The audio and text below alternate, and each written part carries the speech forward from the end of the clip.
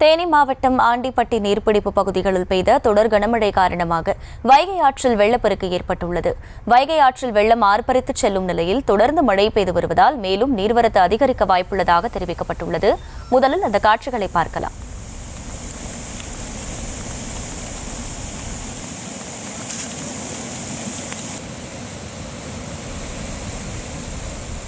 கூடுதல் விவரங்களை செய்தியாளர் விக்னேஷ் வழங்க கேட்கலாம். விக்னேஷ், வணக்கம். வைகை ஆற்றில் வெள்ளம் ஆர்ப்பரித்து செல்லக்கூடிய காட்சிகளை பார்க்கிறோம். அந்த பகுதியில் என்னென்ன முன்னெச்சரிக்கை ஏற்பாடுகள் எல்லாம் செய்யப்பட்டிருக்கு? முழு விவரம் என்ன?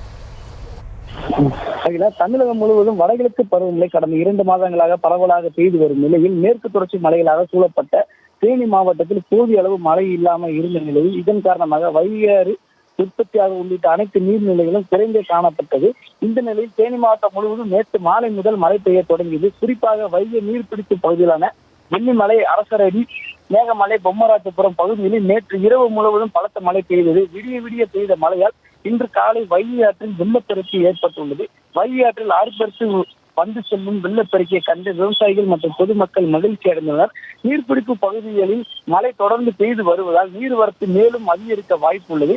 பொதுமக்கள் யாரும் ஆற்றில் இறங்க வேண்டாம், கடக்க வேண்டாம் என அதிகாரிகள் எச்சரிக்கை விடுத்து வருகின்றனர். வைகை ஆற்றில் வெள்ளத்தால் வைகை அணைக்கான நீர்வரத்து அதிகரிக்கும் எனவும் பொதுப்பணித்துறை அதிகாரிகள் தெரிவித்துள்ளனர். தற்போது காலையிலிருந்து இப்போ பாத்தீங்கன்னா ஒரு 3 மடங்கு தண்ணீர் வரத்து தற்போது அதிகரித்து காணப்பட்டு வருகிறது. இல்ல